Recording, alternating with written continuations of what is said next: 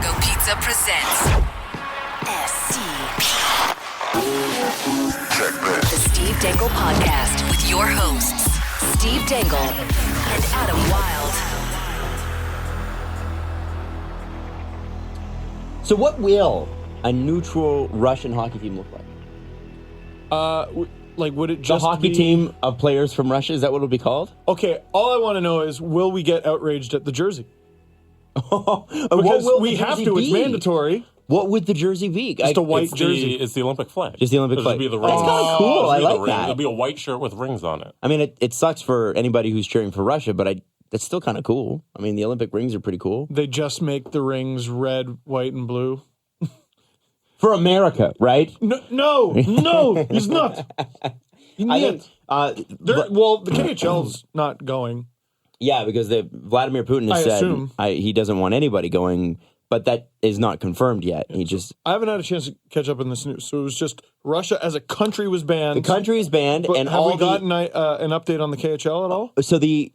Okay, according to Bob McKenzie, because Bob McKenzie was the one who called René Facel, essentially he said, I just got off the phone with Imagine just being able to do that. Yeah, really. Just got off the phone with IHF President René Facel, who says it's too early to make any declarations on where we go from here. He said, more from Facel, we need 24 to 48 hours to see where things are at. This is the first time in history we've had to deal with something like this. Now, the background is KHL has threatened that if Russian players couldn't compete under their flag, the KHL might not shut down its season for scheduled Olympic break and may not permit any KHL contracted players from any country to leave their club team. Yeah, they're not going. Yeah, They're not going. Well, that league's not going. No way. And I mean, we can only go off what Vladimir Putin said before, which is, I wouldn't let them go, clean or not. So all the athletes that are not clean can't go. All the athletes that are clean, or at least were never caught, can. But I can't see who pays for that. Yeah, they also have to pass a bunch of strict doping protocol to even get into the more clean app. yeah. So they have to do a whole bunch of more testing to get into this new Russian Olympic athlete thing.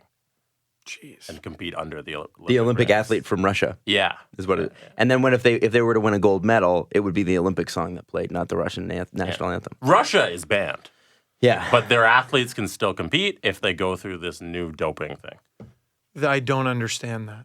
What do you mean? Like, either they're banned or they aren't banned. Because- I think... Oh, go. Yeah, no, you go ahead, Jess. Go Because ahead. there are some clean athletes. Yeah. Maybe. Okay. So then don't So- ban the country. No, but the... Ban the... but they You have to ban can't. the country. You can't have a country who stuck pee bottles through a hole Oh, I agree with that. compete in the Olympics. I agree with that. So, none then. Well, None. here's the thing. What the IOC doesn't want is something like what happened in the mid-'70s where Russia refused to go to Los Angeles, or was it 84 or whatever, they boycotted the Olympics, or Something like they threatened a boycott in Montreal or something like that, whatever happened. They don't want another wall built up between Russia and the rest of the world, which I understand. And I believe what they said in the press conference, and forgive me if I'm wrong here, Jesse, or correct me if I'm wrong, that is, Forgive him. they have... That's your friend. They have kind of extended an olive branch to Russia, as in, if you do all these things, we will let you back in for the next one. It's just this Olympics, you're not going as a country. So they want to reconcile with Russia, and I believe the head of the Russian anti-doping agency apologized. And then there was another guy head of the Russian program who has been banned for life, along with his assistant. So I mean, it's amazing that for 4 or 5 years they were doing this, and the punishment is only this severe. Like, ultimately, you would think when you get into the nuts and bolts of the actual punishment itself, it isn't all that bad. They banned the state because the state sponsored it. They banned the athletes that participated in the state sponsorship, but they didn't do a full on. And I have to applaud them for that, I think, because if you go and you just do a blanket ban and you ban a clean athlete, then what do you stand for?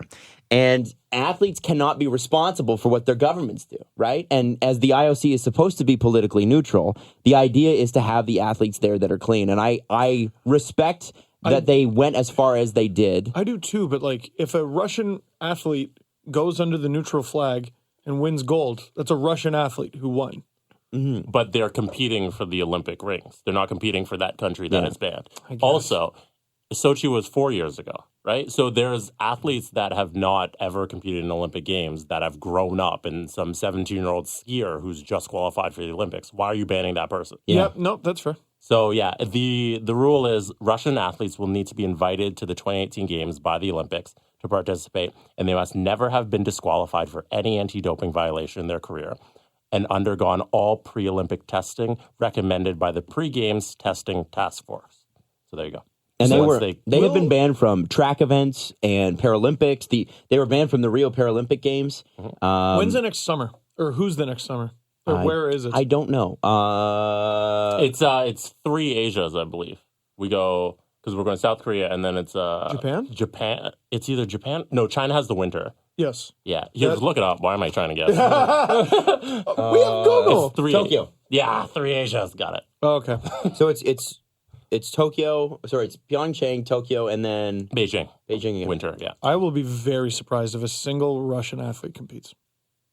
I'll be surprised. This one? Yeah. Yeah, I think so too. I would be surprised think too. on principle, they're going to make it difficult. Well, I can't see, because this is one of the things, at least from the very little that I know about Russian politics, one of the things that Vladimir Putin props up his image on, because let's be honest, the elections there are, he's going to win, but he still has to win over the people, right? One of the things he props up his image on is winning in sports. And, one of the things going into Sochi was, got to win that hockey, even though they didn't, because it props up his macho image. Apparently, he never even played hockey till like 10 years ago.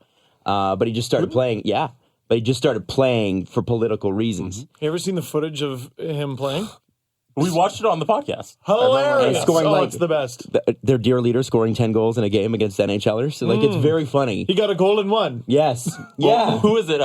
Kim Jong-un, who has 10 hole-in-ones? Kim Jong-il. Is it Il? Yeah. Yeah, because Kim Jong-un, I don't think is physical enough to play golf. Yeah. They can't lie about that. I mean, But come he's on. got a lot of life left to be as good of a golfer as his dad. Yes. You never know. Also, the thing, they can't lie about that. That's untrue. They can. They can lie. You're right. They can lie about pretty much anything. But this is going to be a bit of a black mark, and I believe this is an election, quote-unquote, year. And I say that because there are people running, but I think the guy running resistance against him is like a journalist who's banned from the Capitol. Like, it's pretty Fair. pretty straightforward who's going to win. So do you... But I don't know if this, because so the only logical thing for Putin to do is go, they hate Russia. Clearly, they hate Russia. The world hates Russia. That's why you need me. You need strong leadership. That's exactly what I was about to say. That's what I was about to say. It's what Donald Trump would do. It's the same. Us against the world. Absolutely. Going to rally against it. And that's sort of, I think, how Russians must feel, because there's a ton of sanctions against them. The economy's taken a large hit in recent years, especially while Barack Obama was president, and there was issues with, obviously, the Ukraine, and then before that, Jordan. So, not to get too political, but on that landscape, he's been propping his image up every single time the world punishes him for doing something wrong. And that he's used that as political gain, as in the world hates Russia, whereas the world really wants to get along with Russia. It just seems to be like there's a guy at the top doing stuff that's like, what are you doing? Well, how about this?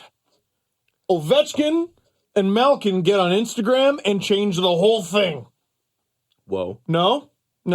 Oh, what's that? That's ridiculous. Won't work. Got it. How lucky Yes. is the NHL that they're not going? They just avoided a huge mess. You think so? Probably. And they look kind of smart now. I don't think that, well, no. That's like the Leafs looking smart for not re-signing Dave Bolin. They were geniuses. No, they got outbid. Is this where you were going with this, though, Jesse? Because there's rumors that the NHL is extraordinarily soft on drug tests. There has been that rumor.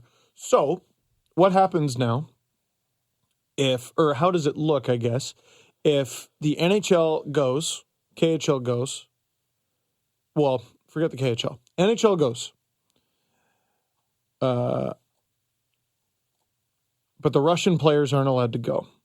So now while Canada is over at the Olympics and the States are over there, all these Russian stars, the NHL can't go because their country has been banned because of like steroid use and stuff. How does that make, a guy like Malkin or a guy like Ovechkin or any Russian-born player in the NHL look? Like, do we start having the Sidney Crosby as a vampire conversation again, where we start talking about Ovechkin maybe being on roids or something? Is that where you were going with that? No, I think kind of. A little bit? If we were... Well, I'm hold still on, we're not recovering claiming from the that- weekend, and my words are not good. We're not claiming that Ovechkin's on steroids, to be clear. No, but people will. 100% people will. People already do. People did before this. People did the same with Jose Bautista when he started hitting like a maniac. Based on the grounds of, well, he is very good. Yeah, he's sure never done this. Literally based on the ground of, well, he does hit a lot of home runs. There was an argument made in a certain Toronto newspaper by a certain Toronto columnist who will remain nameless if you don't know what we're talking about. When Jose Bautista had his breakout year, he suggested that it probably was steroids. And what was interesting, he did hit a lot of home runs at him. And then as he continued to hit home runs season after season after season, that kind of went away. Yeah. But it was like, whoa, he's never hit like this before. Steroids. Well, clearly he was. It's like we don't know how the pyramids were made. To be on steroids. We don't know how the pyramids were made. Aliens. Yeah. Right? And one thing about the journey of Jose Bautista's home runs is that during that period, baseball only ramped up their steroid testing. Like, that's when it kept getting stronger and stronger, and he just kept hitting more home runs. No. So, I good guess job, Ryder. You mean he got smarter? Oh, yes. Yeah. Smarter got around it. He called up Lance Armstrong and said, "What are you doing, Mr. Livestrong?" Anyway, it's a... Livestrong. What was I on? I was on my booster juice, busting my ass. Sir. Jose Bautista has a booster juice sponsorship for our American listeners. I just thought For those who didn't get the joke. I would throw that out there. Anyway. It's kind of fun because in the commercial, he hits home runs, but they're pineapples. One has to ask, were those pineapples on steroids? Right. True. Were they juiced? Oh! That's the play! Wow. And he flipped it! I'm so gone. Damn, I'm so just proud that I'm in the same room as you, man. I'm good to. It's good to know you. Costanza the show? Yeah, we can just end it right here. Yeah. That's it. We just get out of here. All right. No. Joshua, here we go. So I mean, at the time of this podcast, we have no idea what's going to go on, but it's interesting to see what will. And I have a really hard time believing that that anybody from Russia is going to go because wouldn't Russia still have to pick up the tab? Like, because they have to pay the IOC $50 million in fines and pay for the investigation that the IOC did before they can get back in. Really? Yeah. Boy. Yeah, so we did all this investigation. It cost us $15 million. You got to pay that back plus all these fines. Wow. So I wonder if a team wants to go and your country won't back you up, how do you go? Well, who pays for you? How about this? Let's look at an example like friend of the show, Ben Scrivens. Let's look at an example like that. We were talking about what the Canadian team is going to look like at the Olympics, and his name was kind of at the forefront for who's going to be in net. So, and he's playing in the K, right? Plays for Salavat Ulayev of the KHL. What happens now? Now, he could just be like, he's a Canadian citizen. He could just be like, KHL isn't for me, rip up his contract and go home. Now, there's a lot at play there. Will he get a job when he comes to North America? Mm-hmm. Will he be paid all the money he is currently owed? Because scheduling is an issue there, let me tell you. What exactly happens there? Well, and this also only weakens every hockey team that goes. Like, it's going to be really funny. It's going to be weird. It's going to be a crapshoot. There's no way to predict who's going to win. Who are the best? Like, does Canada just send? Why not send the World Juniors team? Why not just send the World Junior team? Make it nice and easy. But then you still got players like P.A. Parento could go. Well, yeah, World Juniors and P.A. Parento. And Jerome McGinley, perhaps. You keep holding the candle for that. I don't think it's going to happen. They keep talking about it. Yeah, they keep talking about it. Yeah. Who retired? Like, what about Shane Doan? Who's someone who just retired? Now, if they don't, let's say Shane Doan makes the team. It's not very good. Let's say Team Canada. Hey, Hey, but enough about the Arizona. Let's say Team Canada goes to the tournament and they finish last, and then again the next tournament the NHL doesn't go and they finish last. Does Shane Doan ask for a trade, or does he stay with them? Hey, how about this? What if Canada does finish last and gets relegated and they can't compete in China? I don't think that happened. No. No? No. Yeah. What if? No, Steve. Steve, you don't No. get relegated in Olympic qualifying. Yeah, can't you? In the Olympics, you don't get It's relegated. not the same teams every doesn't single matter. year. Steve. They would walk. Adam. They would sleepwalk through any sort of qualifying that would go because on. it's not based on this. No, you Go get around. you get. No, wait, it's different. How does it work in the World Juniors, though? Isn't it the bottom 2 teams or bottom 3 teams get kicked out? Yeah. And then you got to qualify to get back in. But if you're one of the teams who got kicked out, That's a good you question don't with get the to play Olympics. in the qualifying tournament. I don't know. It's a good question in the Olympics. I don't know. It's like how Latvia is always like, Come on. hey, we're in. Oh, we're out. Hey, we're in. Oh, we're out. Kazakhstan. Hey. I think the Olympics are better with Latvia and Kazakhstan because their fans are wicked. They are wicked. So, qualification for the men's tournament at the 2018 Winter Olympics was determined by the IIHF World Ranking following the 2015 Men's World Ice Hockey Championships. So the Worlds determined the. So it's based on ranking. Yeah, the hosts Oh, along so with Canada's fine. the hosts along with the top 8 teams in the world ranking received automatic berths into the Olympics, while all other teams had an opportunity to qualify for the remaining 3 spots in the Olympics. Wow. Well, I assumed Canada would be fine, so there you go. Interesting. I didn't think that was the conversation we needed to I didn't have. think so either. No, but you know What if they got relegated, guys, and they're playing tier 2? Well, what if it's based on performance? And what if they have a bad one? They Right. never have one. What a privilege to cheer for a country where we don't even know the answer to that question until we had to look it up. it's great. It's great. I'm just saying. I'm just saying, if they get relegated, does Shane Doan stay with the team, or does he ask for a trade to another country? Which radio show host does he get called out for not requesting a trade sooner? That's what I want to know. Is the NHL going to be in China? Oh, Yes. I think so. The NHL thinks so. I Rene Fassel does not. hope the IOC says no. I hope they don't go. You don't like Gary Bettman, though. So you Correct. want every I hope bad they thing don't to go. happen to him. I think if he Yes. were to, I wonder how you'd feel about Rene Fassel if we knew more about him too. I think there's a little bit of I'd column A, probably column say B. screw the both of them. Yeah, But no, yeah, I was on their side with the you can't have your cake and eat it too. Oh, we're not gonna go. Oh, but we're gonna go. Like the balls to have already said before the Olympics have even been played in the Korean Olympics that we're gonna go to the Chinese Olympics. The balls. Wait. The you know that saying the body's not even cold yet? Body's not even dead yet for this one. The Olympics haven't happened. And they've already said, but we're going to go to the ones in China. it's what's called a power move. Yeah. And screw them for that. So I hope they don't get to go. Steve doesn't like the fact that they have giant cojones. Cojones, yeah. Oh, fuck that. Giant cojones. Here's the thing about Gary you. Bettman. He's walking around with his giant cojones. He's got this First you get the cojones. money, then you get the power, then you get the withdrawal Yeah. from the Olympics. No, rich lawyer. So brave. Shut up.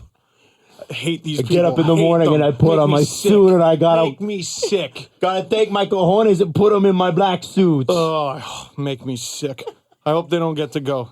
So Yakov I Mironov. hope they don't get to go. Yakov Mironov. That's not a real name. I hope the Olympics are like not you his can name. only compete in the Summer Olympics. Yakov Mironov is one of the writers who used to work at the Leafs Nation Network with Yes. Steve. Posted a picture and he tagged Real Sports, which is the big outlet in Toronto for buying sports apparel. Yes. And he said, "Yo, Real Sports, will this be available in store anytime soon?" Okay. And what is it? I'm gonna read it out to you. You can't see it yet.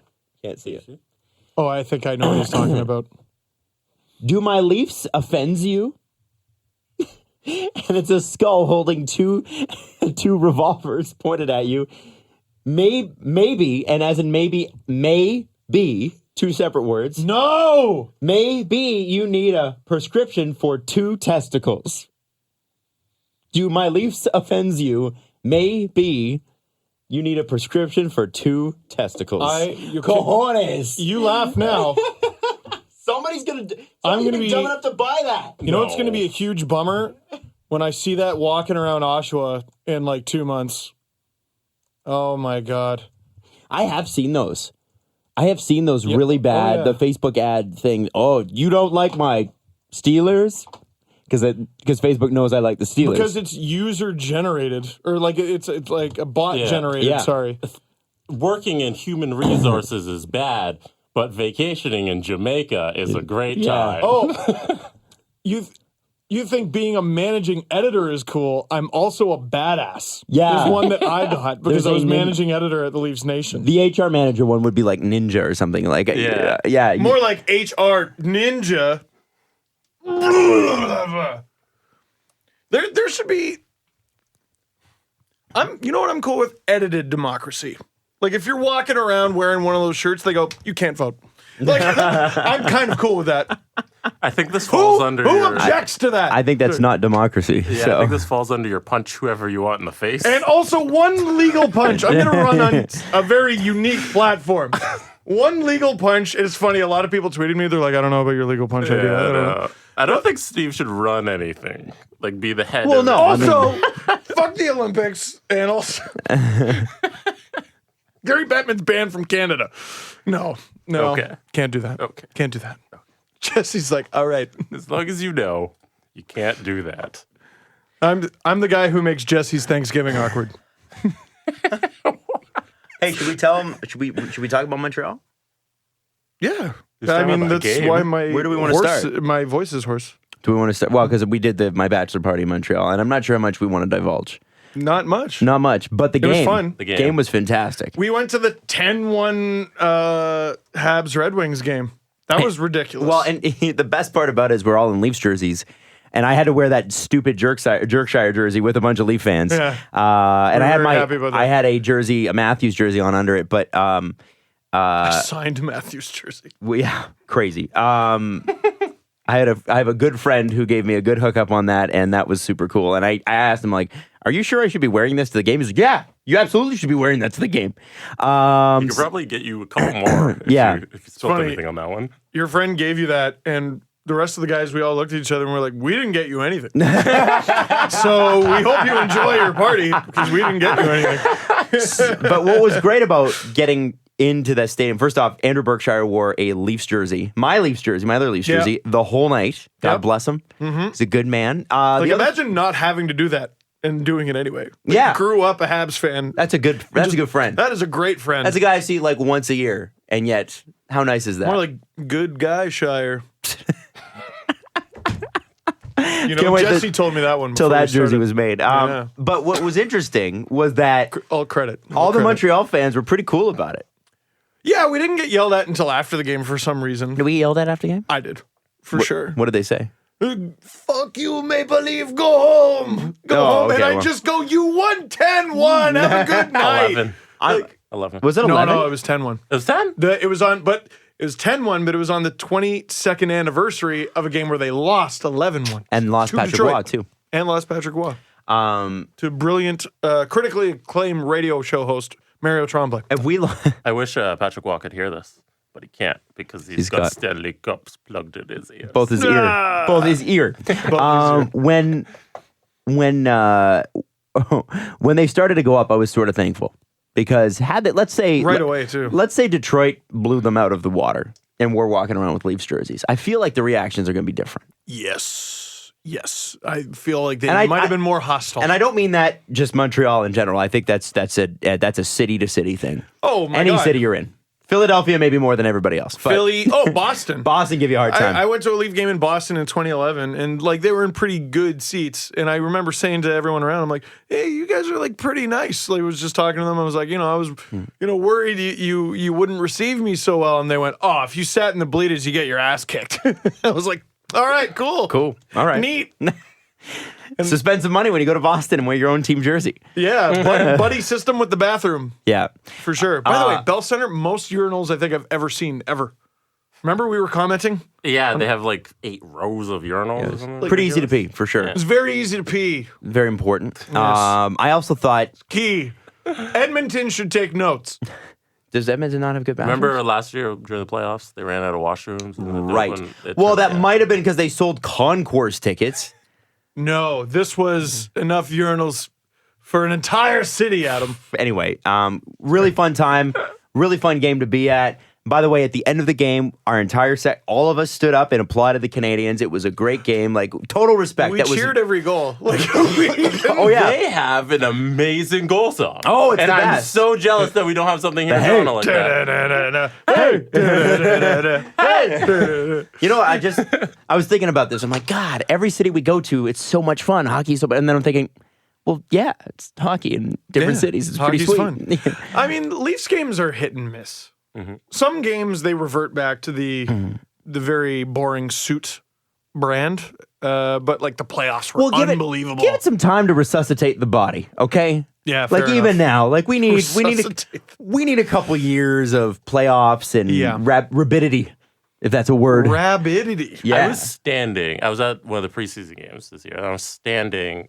I think it was during a fight. I think Matt Martin got in a fight, or there was a big hit, and I was yelling. I started standing, and then a lady behind me told me to sit down. Well, here's the interesting thing And about that made me really upset. It's and it should. It's stupid. But what's interesting is when I on the Blue Line podcast, we talked to a Toronto Maple Leaf scholar, a guy that was a historian, and what he said was the last time the Leafs won the Cup, only about 20,000 people showed up, and he said because first off, it was their fourth Cup in like 7 years, and the other thing was he said Torontonians didn't go out and do things together. He's like, there were no street festivals. There were no, like, you notice that there's nothing like the Taste of the Danforth is a pretty recent thing. Yeah. And, you know, the Fort York concerts are pretty recent Caravana? thing. Yeah, like all those things were not things that happened in Toronto before that, because he said it was a very, you know, Presbyterian culture. You stay at home and you stay with your own and you have small, don't make a lot of noise. And, Well, and even- and Toronto is still really like that. Even the immigrant community. Like when my Italian grandparents came over, all they did was just hang out with other Italians. Right. That's all they Everybody did. kind of stuck to themselves. Yeah. And I think it's only been recently. Like, think about, did you ever go downtown and do anything in Toronto growing up other than go to a Leaf game? Trying to think. Like- I went to the Santa Claus parade once, but I always thought those pictures were of the Toronto Santa Claus parade, and I found out later in life, no, that was like Pickering or Ajax or something like that. Right. So, no, I'm trying to And think nobody of stuff I went downtown at that for. time never really lived downtown. So we're sort of just Other than Leaf developing. games. And I feel like, Jesse, that is like a cultural thing that's shifting. Because I think Maple Leaf Square is changing that. I think, you know, Jurassic Park when the Raptors in the playoffs. But that was never a thing that happened. It was never you went out, like, you know, after the Jays won their World Series, you saw people out on the streets. And the reason that was such a big deal is because no one ever went out on the streets. It was like Queen West, and that was it. Pre-92. Yeah. No one in Toronto spoke. Well, it was just, And it then was different. after that, change. We always talk about the great 92 speaking. Sorry.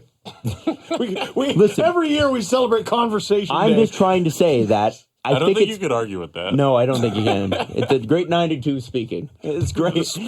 I think that there's a cultural thing in this city, which is, you know, don't make too much noise, man. Don't make a too fuss. Don't make a fuss. Don't draw attention to yourself. Yeah, that's changed. Yeah, for sure, for sure. Hey, Philly won a game. Did they? Yeah, I didn't even see that. They snapped their 10-game win streak. Ben Bishop was in net against two. Guess. Wait, Ben Bishop. Ben Bishop, their goalie, or Ben Bishop. Brian Elliott. Brian Elliott, not Ben like, Bishop. When you're like, Ben Bishop was net. Brian Elliott. Against, I was going to be like one of the two Flyers goalies. Brian Elliott. I don't even know who they played, so That's what I mean. Guess. Brian Elliott's in it net. would have had to have been a bad goalie. Significance. Brian Elliott. Who did they play and beat? It's very Did they beat Calgary? They did. And they beat Mike Smith. I believe so. 10-game win streak snapped. Boy, that sucks that the Leafs get the Flames next. Now What- they're going what? to be extra pissed. Steve, you can find everything like bad. I think maybe that the Philadelphia game has nothing to do with the Toronto Maple Leaf Calgary game. I can find a way to make everything bad and about the Leafs. Yes. It's a skill. No, I think there's some relation there. Oh, there's no relation. We're there, playing guys. Calgary next. They're playing Calgary Tomorrow. next. The Leafs destroyed them last time they played them. yeah. It was an embarrassing game for Calgary, and then they lose to a team on I think the longest losing streak of any team this So season. they're going to come back and they're going to be extra motivated, and that sucks for us. Thank you. It was a low 5. I wasn't expecting that, but I recovered. You know what? What? You know why I don't fear? Why don't you fear? Because William Nylander was tried out at center. Yes. But Bozak's back today, so Yeah, that was crazy when I read that. So he had food poisoning that was so bad, he said he was throwing up for 3 days. I've heard of people getting food poisoning before. 3 days? Maybe it might have been like a something that turned into a stomach bug or something like that. What the hell did he eat? Yeah, seriously. And he said, obviously he, didn't have much energy because I guess he couldn't keep anything down. So I'm thinking he might not even play tomorrow because it's going to take more than one skate and a couple good meals to get back to feeling normal. It's kind of weird because for a professional athlete, you'd think that his diet's so regulated and so like micromanaged that he'd get food poisoning, that's bad. It's that bad, and nobody else on the team has anything. Yeah, that was a little strange. That I didn't understand. So maybe he picked something up from the airport, or they have been on the road, so you're not eating at home as much, right? Because they were they did might have been at a restaurant, a road swing. Well, yeah, it could have been they probably could have gone out in Vancouver after the game. Like, the first thing I thought was, Vancouver. No, well, see, he didn't play against the Canucks, though. Yeah. So it would have been in Calgary. First thing I thought was Edmonton. They got in early, had bad sushi. But it wouldn't have just been him then. Yeah, he had that one piece of sushi that was bad. I don't know. It's weird. I don't know. Or maybe it was a bad steak in Edmonton before they left. We're really going to overanalyze a guy getting food poisoning for 3 days. Adam, what else is this podcast this for? This is Toronto. Oh my God! Like, if we're not going to spend an hour on Bozak getting food poisoning, why am I here? Let's call a doctor and ask how long food poisoning should really last. I want to know. I think maybe it's the Leafs. Stomach flu, likely story. I think it was actually the Lou flu, and he's going to be traded any day now for Ian Cole, who the Penguins have been sitting out. I rest my case. Prove him wrong. You can't. This is the same city that had Babcock's flight tracked when it was signing day. Hey, yeah, that's true. So, tweet from Sean McKenzie. Babcock had a little fun this morning, starting his media scrum. Saw this. It's getting a little quiet around here. I'm a little disappointed. Let's get some rumors going right now. Get some shit that really doesn't matter. What do you want to go with? That's pretty funny. This is great. That is great. I also like people swearing. I like him swearing. I've always just thought swearing's funny.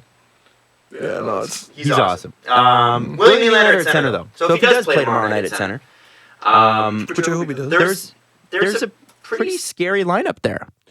Well, it's just so funny. Like, Babcock, we've talked about, like, you can kind of trust what he says. You can take what he says at face value. He seems very blunt. And he seemed very blunt in, well, yeah, I don't want to do that. Like, he doesn't seem interested. But my whole thing, and I know he wants to win every game, is it would be better for the development of this player if he were to get good at center. And with Bozak maybe going out the door at the end of the season, isn't Nylander at center a way to solve several of your problems? Well, I wonder if I agree with that, and the only reason I'm going to interrupt you here is that I wondered about that same thing, but I think some circumstances have changed. I think at the beginning of the season, the reason he didn't want to do that was because him and Nylander and Matthews were playing so well together. Yes, but now that Nylander's not on that line, and Connor Brown and Zach Hyman look really good with Austin Matthews, now it's like, well, now there's no reason not to. Yeah. Right? Now try it. Well, and your strength is a surplus at wing. Yep. And we've seen with Patrick Marleau, who over and over again, I didn't get him to be a center. I didn't get him to be a center. All right, don't use him at center. Put the other guy there. So they have a surplus of wingers. Take one of your wingers who can play center, make him a center, bring in another winger. Oh, no, Bozak's leaving. Cool. Well, we have this guy. He also happens to be a right-handed shot, if that matters to you that much. He's been taking... hasn't he taken more faceoffs than Austin Matthews this season, Nylander? I'm pretty sure I saw that stat. That might have something to do with Matthews missed a few games. Well, and they also have been playing... Babcock's been on each separate sides, making one or the other take the faceoff. Yeah. It doesn't mean they play center. It just means they take the faceoff and Matthews go back to playing center. But that's interesting because that would be, to me... The first thing I'd be worried about is, are you winning faceoffs? And I believe he was. Yeah. Now it's a matter of, can he play the 200-foot game, which you have. It's a bit more strenuous, right? Well, and they're second in the division. I think top 5 in the league and conference. And there's like over 50 games left. Try them. Try it. Just I don't understand why they haven't tried Nylander at center more. Well, yeah, and I agree, but I think that's why that circumstance has changed in the last Especially 5. at home. You can control the matchups a little more. For sure. Well, and I think I love the line that he had him with. It was Nylander, Marner, and Xavier, wasn't it? Yeah. And that's Justin Bourne made a funny comment. He's like, so what are the odds this line is played at all in the third period if the Leafs are winning? Yeah. And the answer is 0%, but I would love to see that Just line. give him offensive zone starts, man. You got a guy who can bang and crash. You got a spark plug who can just wheel the puck around and make any play he wants. And then, I mean, that description, I think, sort of fits Nylander as well, except he's maybe got a better shot. Your face-off stat is incorrect. Okay. Oh, sure. Matthews has taken 260 face-offs, and Nylander has 214. What are their percentages? Face-off percentage for Austin Matthews is 53.8. Face-off percentage for William Nylander, 54.7. Hey, there you go. So fewer face-offs, but better percentage, ever so slightly. Ever so slightly. Well, those are very good. I don't know. I just feel like developing Nylander at center, like, what's the worst that happens? Is it fails and you go back to just having Bozak there? Well, I don't understand what the downside of this is. Next year, it's Matthews, Kadri, Tavares. Exactly. I don't So know maybe you don't need it. Where does Nylander Jesse fit makes a in? good point. It doesn't make sense. Fourth line Thornton. Right. Oh, yes. Right. Yes, So, no, you know what? Sorry, I'm with Jesse. You just convinced me. Well, Just convince me. Here's what I was thinking about too this weekend. If you've got a lot of people want the Leafs to go and deal their depth for a defenseman for these sorts of things, and I understand the want to do that. The more I think about it, the less I think I'd want to. And the reason I feel that way is the more skill players you have, the more you drive down the prices of the people you have to resign. So it's basic. It's like a basic.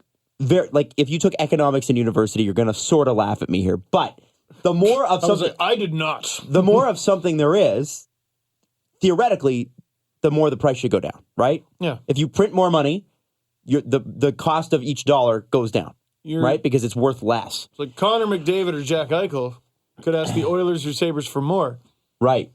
But because their team stinks. if you're like, if you, Why are you taking random shots at Edmonton and Buffalo? I don't know if that's a shot or if it's the truth.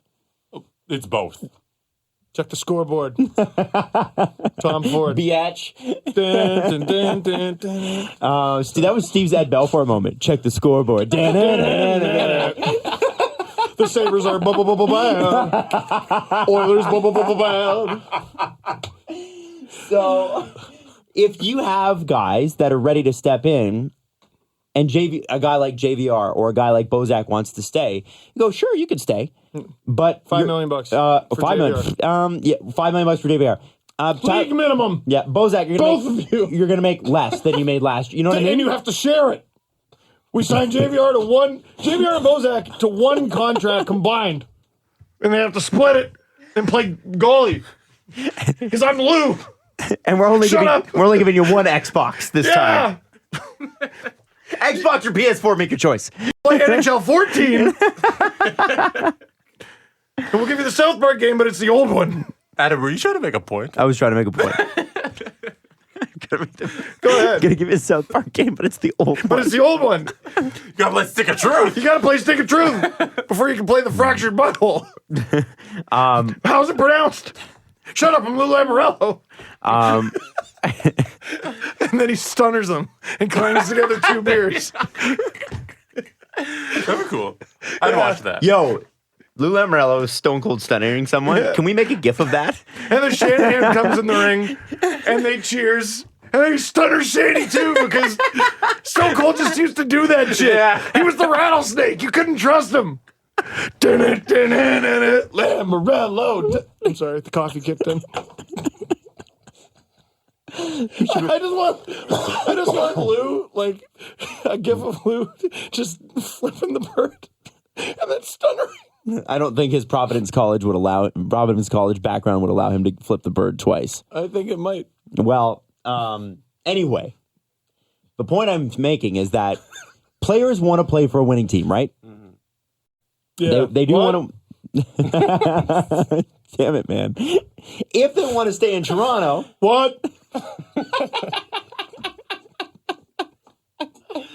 They're going to have to accept less money because we can somewhat replace most of them, right? Yeah. We can replace 80% of JVR or 60% of JVR, 70% of JVR, and then make up for it. No, that was a perfect opportunity. So my point is keep the depth you have and don't deal that depth because it will keep you out of contract hell with the guys that usually bog down the deal. It's not the Tavares deal that kills you. It's if the Islanders had re-signed Kyle Okposo or gone after Andrew Ladd the way they did. You know what I mean? Like it's the 4 and the 5. It's always the 4s and the 5s. Yeah.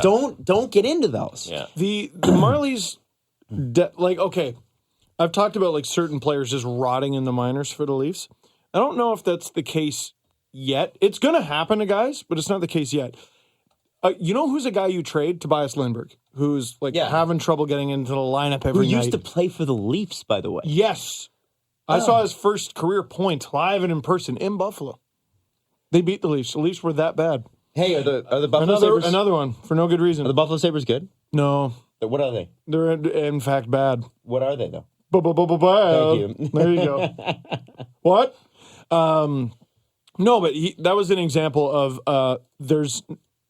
You got to let him go somewhere else. Mm-hmm. He's not going to succeed with this team. There are other players on that team, like Timashov, for example, was a guy that we sort of moaned about, he's barely even playing on this team. He's barely even playing on this team. This year has a bigger role with the Marlies, and he's doing great. Bracco is a guy who so far this season we've been like, he's barely playing. Watch next year he plays. Well, yeah, because somebody will graduate. And what is it? Coin toss goes to the veteran? As Babcock said, that's true in the minors too. Doesn't matter who you are. Unless you're really, really, really, really good. Really, really, really good. Sorry. Kasperi Kapanen. He was a healthy scratch a couple years ago, and wouldn't you know it, ruined his whole damn career. Yeah, I remember when that happened and people were freaking out about that. Oh, man. I mean, we might have been one of them. But, it was... I don't know. He is going to make the show. Yeah. Brendan Leipzig was another healthy... He was a playoff healthy scratch for the Marlies. And he's in the NHL this year. On and off and with an expansion team, but they don't ask you how. He's there. Yeah. He's in the show. He made it. The Toronto Marlies currently have 18 wins in 23 games. Is that good?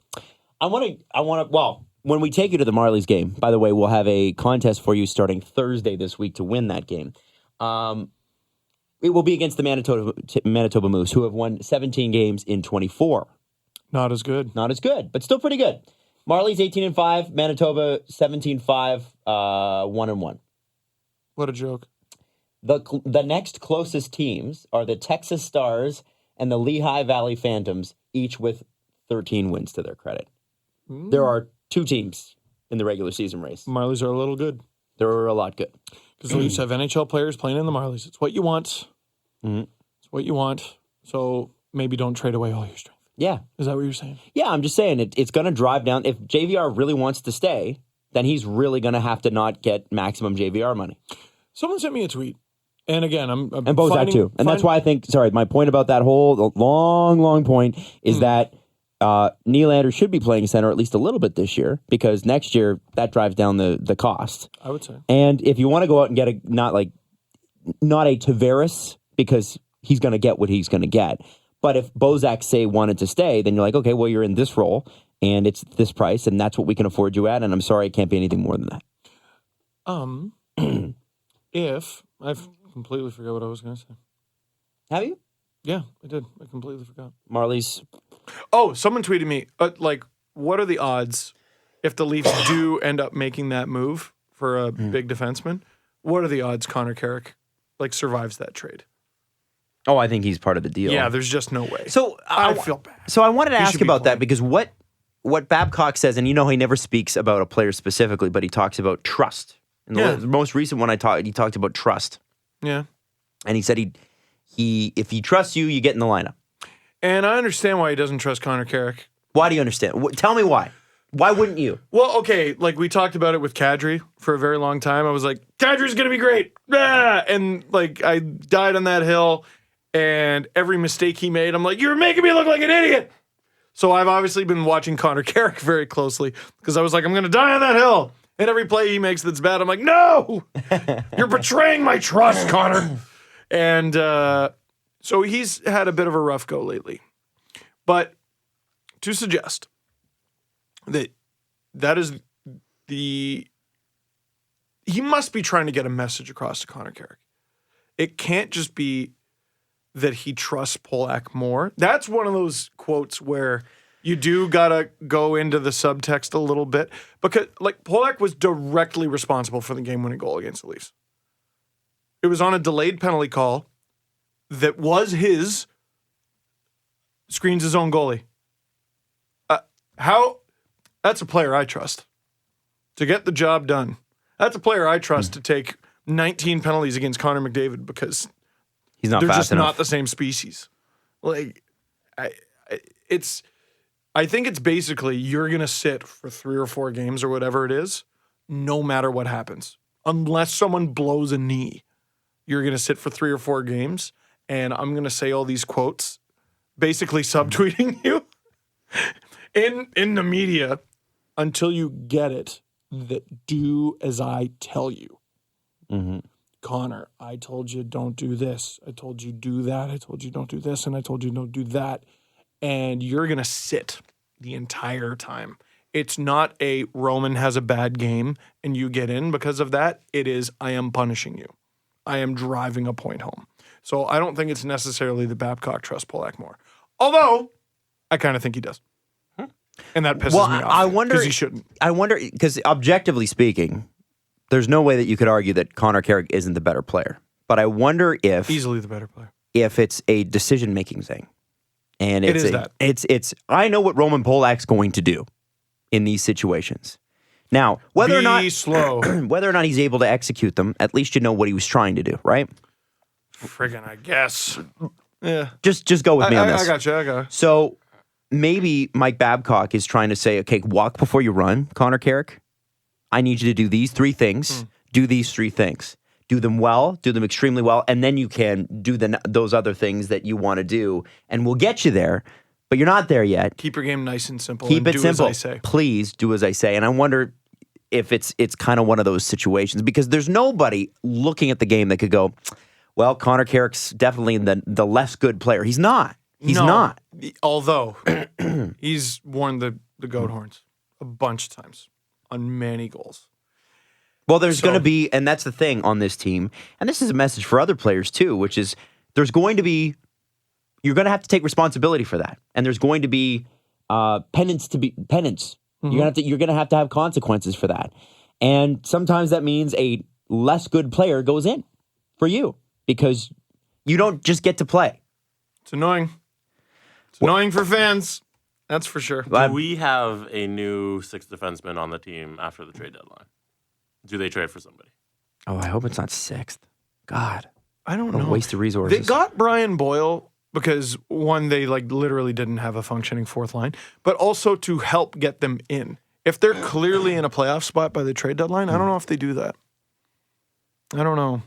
I think Babcock probably pushes for one, but I don't know if Lou does. I just don't want to, excuse the term, but piss away resources on a 6th defenseman. Unless it's Mike Green? That, to me, is not a 6th defenseman. That's your top 4. I'm trying to think of what you would even do in that case. Because Hainsey's on your PK. Mm-hmm. Zaitsev's on your PK. Both of those guys are on the right.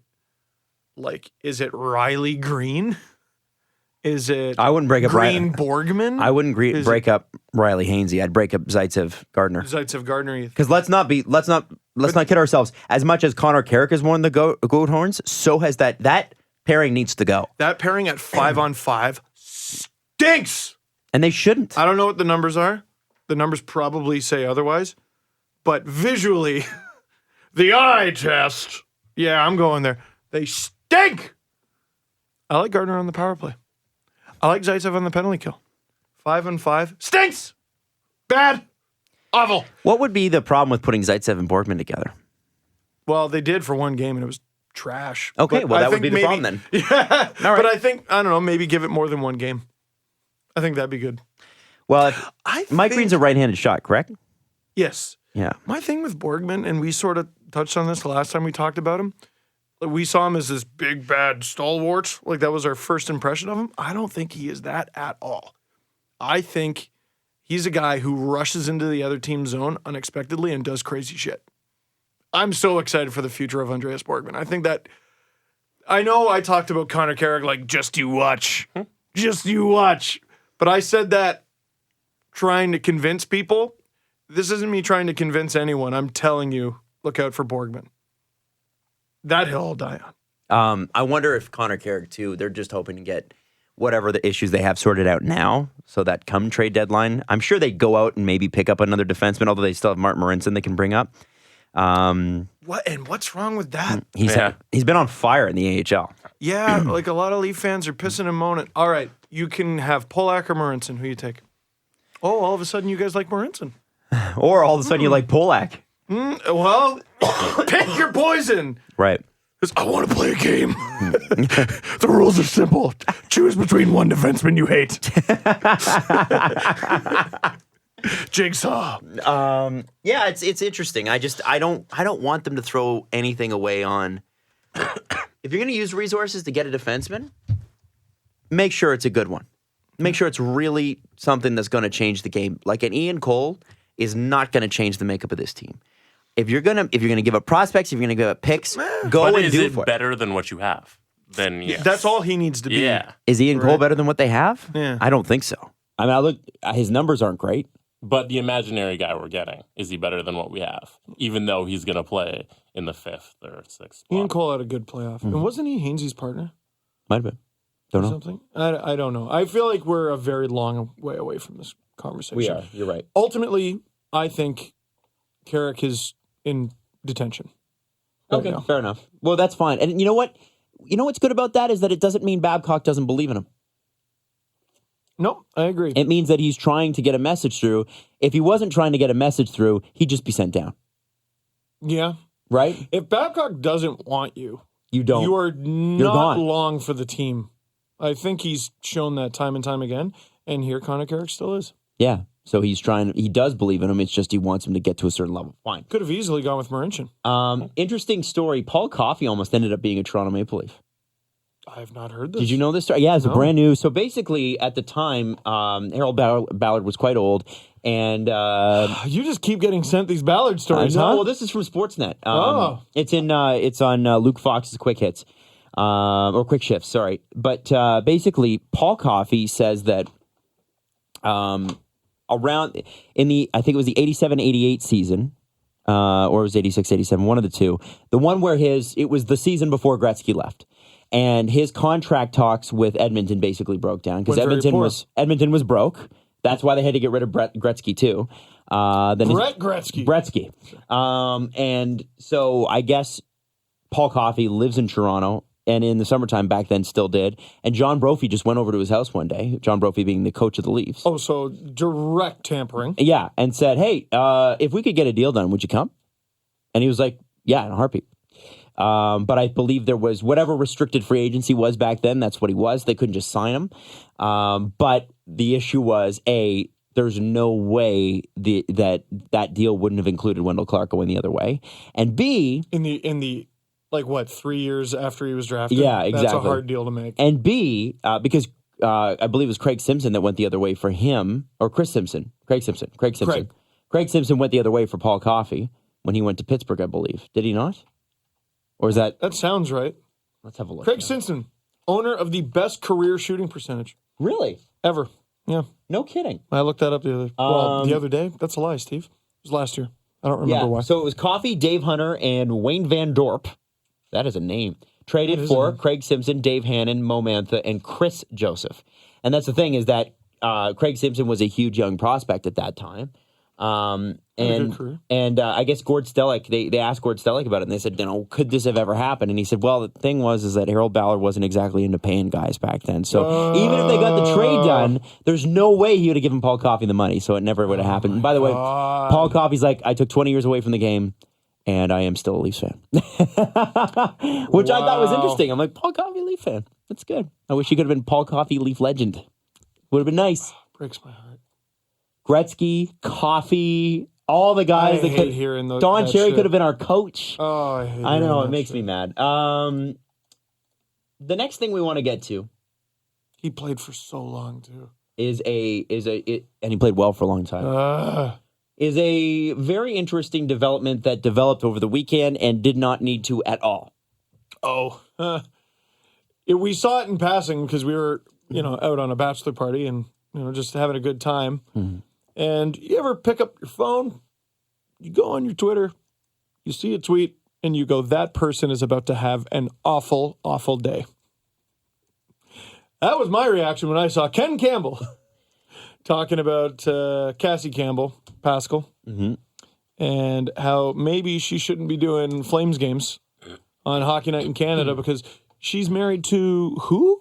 I didn't even know You want this. to read the married- tweet? I'm looking for it right now because he's tweeted a lot since then, and I'm not actually seeing the tweet. Wonder if he deleted it Yeah, he might have. because he had that big long apology. He did apologize, and no, it is no longer there.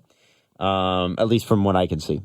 Jesse, I don't know if you can see anything different. I think she's married to the assistant GM. She of is the married to the Calgary assistant Flames. GM. Someone with the Calgary Flames organization. And said that there's no way that she could objectively cover the game if her husband is the assistant general manager. Do you have it?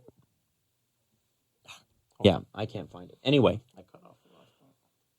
Then people said, well, wait a second. What about Ray and Landon Ferraro? And he's like, well, that's a good thing you bring that up because I don't think Ray Ferraro should be able to do Landon Ferraro games. And what about Louis DeBrusque and Jake DeBrusque? Oh. Well, that's interesting you bring that up. I don't think you should be able to do Louis. I don't think Louis should be able to cover Jake DeBrusque games. And then everyone on Twitter is a truth accountant.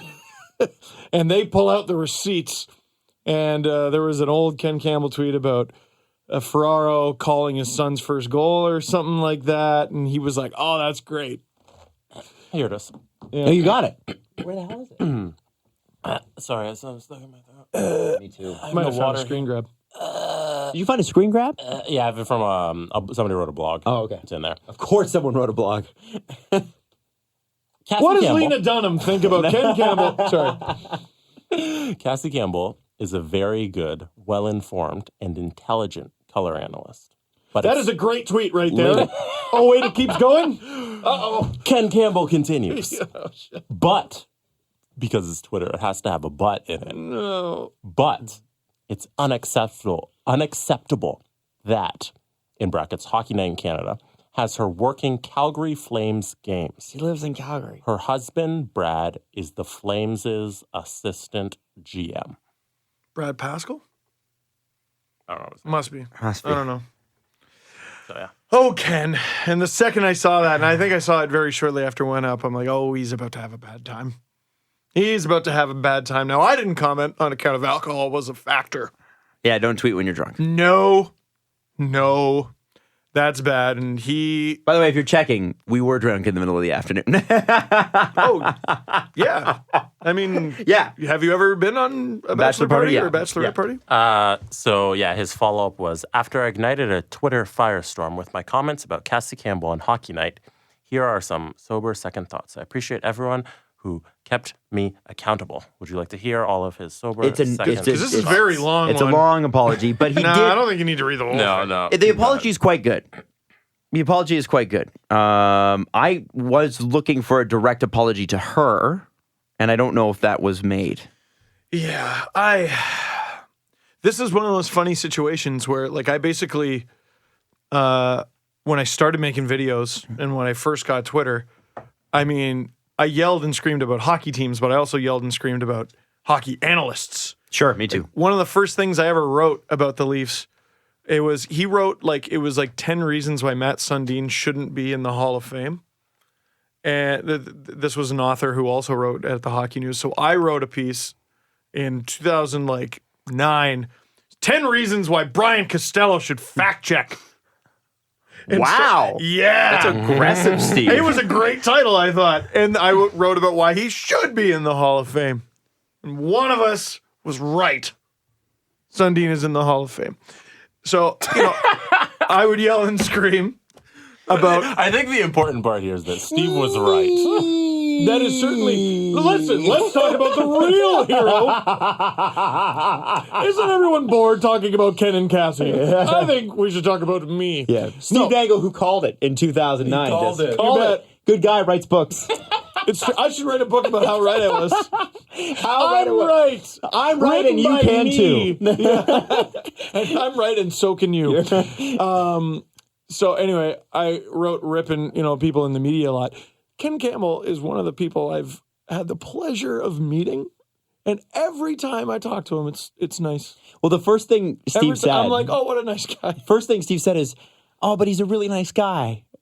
But so often, I'll look at his Twitter and be like, oh, Ken. No. Oh, Ken. Why did you? Oh, Ken. And before we go any further, just as Ken admitted, he was wrong. Oh, all the way wrong. 10,000%, not even a question. Remarkably wrong, and I would tell him wrong. Ken. Come on. Ken. Kequist. What is Ken? Why did... Now, and when you go into the logic of that, which, by the way, nobody agreed with, to me, it's like, as I said at the time, how fucking objective do you need to be covering a game? Like, what could Cassie Campbell Pascal possibly say that would definitely put her journalistic integrity at stake? Well, someone, I think, tweeted him, Ken, what did you think about Darren Dreger covering the Leafs years ago when, I think, who's Dave Nonis' cousin? Mm-hmm. Yeah, he had all those Leaf scoops. And I saw Ken's response was, I didn't actually know that. This, to me, seems like the sort of tweet that you should maybe ask your friends about first. Because you never know, you might get an answer. Hey, do you think this is a good idea? What do you think about this? Listen, the whole time it was a bad idea. But the great thing about friends is sometimes they save you from your own bad ideas. Mm-hmm. And you abandon that bad idea right away for a good idea. And hockey's so small that everybody knows everybody. Everybody who's an analyst is a former player. They're calling guys who are in management now and they were on the same team. Mm-hmm. Like, it doesn't make a difference. Well, there are people he knows who he could have gotten instead of sober second thoughts, he could have got a sober second opinion. Mm-hmm. Before throwing it out to the world, where everyone goes. Also, going back to your irrational hate of Gary Bettman, yes, he could also be a good guy, and you could disagree with his stuff. Totally. So totally, don't hate on Gary so hard. Screw him. Banned from the show. Banned from this podcast. Locked out. I don't know, man. I just think we all listen. I know people made this a sexism issue. I know people made this a whole bunch of myriad of different issues. It did happen to be, like, there were any number of men he could have said. Yeah, it did happen to be Cassie Campbell Pascal. Who was so good. Yeah, so, I mean, so there's and is a hockey legend in this country. Gold medalist, Olympian. Leader. What do you do? I had a Cassie Campbell stick growing up. Mm-hmm. I played with a Cassie Campbell stick and a Haley Wickenheiser. Yeah. I have to say, your faces were on everything in '98 for Nagano. It was ill-timed, and it was ill-born, and poor on all levels. The question now becomes: when you move, when someone makes a mistake like that, because he acknowledged it was a mistake, we all move on, right? Yeah. Is he still? You think he's still getting chirped today? Oh, for sure he is, and I think he will for a while. One of my biggest fears in broadcasting, I'll just say it, is like I'm not afraid of being wrong. I'm afraid of being wrong forever. Yeah. I'm afraid of being immortalized in the Hall of Fame of wrong, making a mistake and nobody ever letting you live that down. Well, it's gonna just carry and that because I make like funny mistakes here. I'm off, by goals, or I got a record wrong or something like that. That's fine. But like saying something that I look back on and go, what the fuck was I thinking? Like that, I'm sure if I were to listen to our show from 3 or 4 years ago, there's probably some takes that I had that were piping hot. But I would worry about, I guess every broadcaster, I think, has those moments. If you do enough broadcasting, you're going to fuck up. And every writer's going to do that. Where you do enough writing, you're going to fuck up. And I wonder, again, and I always talk about this, what's our forgiveness level? on people. How do is it time? Is it when they he owned it, he apologized? I would like to see a direct apology to Cassie Campbell. Maybe he's reached out privately. Who knows? Cassie Campbell Pascal. I just that part of it is like I think that everybody in the back of every broadcaster and writer and public persona's mind is shit. What'll happen to me when I say something dumb? Because we're all capable of saying something dumb. The other issue is I think people will give leeway to people they like. Mm-hmm. And he has tweeted many other things that people were like, oh, shut up. Right. Do you remember when Friedman called the wrong swimmer in Rio? Yeah. I look at that and I say, okay, he got through it at least. We don't hold Elliott to that to this day. I think it also helps that he's primarily a hockey broadcaster, and most of his fan base was like, dude, we don't care. All right, so care. What? He was mortified, too. Yeah. Of course. Well, and it's funny you should bring up Friedman because I thought you were going to bring up something else. When we had him on... time he fucked up. Yeah. When we had him on the podcast... 10 reasons why Elliot Friedman needs to swim back, check. Here's my 31 thoughts about why Elliot Friedman is a shithead. 31 reasons why I am Lena done with Elliot Friedman. Sorry. Why Elliot never hears How that. come? I'm sorry. Well, she is a bit of a lightning rod for criticism. A little bit. So when we had him on, he was talking about someone, he didn't say who, someone who had severely messed up. And everyone jumped on him, and rightfully so. They messed up. They did a bad thing. But what he said that kind of stuck with me whenever something like this happens is, all right, when is it enough? When do you get your pound of flesh? You know what I mean? Like, all right, you took your swipe, and be done with it. I don't know. It's very interesting. Mm-hmm. Because the one thing we definitely all seem to agree on is he was fully wrong. Yeah. I don't think there was a single person that agreed with him. Not a single person. And ultimately, I'm not really sure what he was thinking. Because there is, like... This is what I'm saying. Text a friend. Call a friend. Like, who cares? No one listening is going to go, well, Ray Ferraro, he can't call Landon's... in fact, I would think Ray Ferraro would be harder on Landon Ferraro. One thing I've always noticed about Ray, like, all the stuff about Landon seems to be from the producer or from... Who's trying to bug him. Yeah, or like Gord Miller. They're like, hey, we're going to talk about your son tonight. But he's very curt with it. Yeah. He humors it, and he's like, look, I don't want this whole thing to... My kid's on the fourth line tonight. I don't want to talk about him all night. Yeah. And then I think there was one game where he scored against the Leafs. And ultimately... That's when you can, okay. Ultimately here, too, hockey isn't changing lives for the most part. It's different if it's politics. It's different if it's business. Oh, no, but you know what I mean? Like, okay. There's the fate of the world does not hang in the balance here. No. And ultimately what hockey is a family game. So I would think you would celebrate the family connections. I mean, yes, we were hard on Dave Notice and the Darren Dreger connection when it was happening, because it seemed like, okay, you're defending an objectively bad move for these and these reasons. Yeah. But ultimately, when you look at, Jake DeBrusk and Louis DeBrusk being there for Jake's first game and crying when he scored, like, tell me those moments weren't great. Ray calling Landon's first goal. Yeah. I almost called him Lando because I'm a Star Wars fan. That's such a great point, because like when you're growing up playing sports, who's usually the coach? Your parents. Your dad. Someone else on the team. Or your friend's parent. Yeah. Now, interesting though. What you grew up in. Two very different things though. Ray Ferraro calling a Landon Ferraro goal, and Louis DeBrusk just at the game as a parent. Sure. Very different. You're right. It's apples and oranges for sure. But all the same, I think it's one of those things that doesn't bother me until they give me a reason for it to bother me. Yeah. Which she has not done. So then you have to look at the actual situation rather than sweeping with a broad brush and say, look at, has Cassie Campbell Pascal ever given you a reason not to believe that she's not objective? Yeah. No. Then what the hell's the problem? Jesse, I had a thought. I was just watching the Flames game, and I'm thinking Cassie Campbell Pascal shouldn't be on the broadcast. To which Jesse responds, what? Also, don't hit the mic. Yeah, I didn't mean to. I messed up. See, I messed up. Sorry. No, keep going. Tweet at me. Keep going. It's done.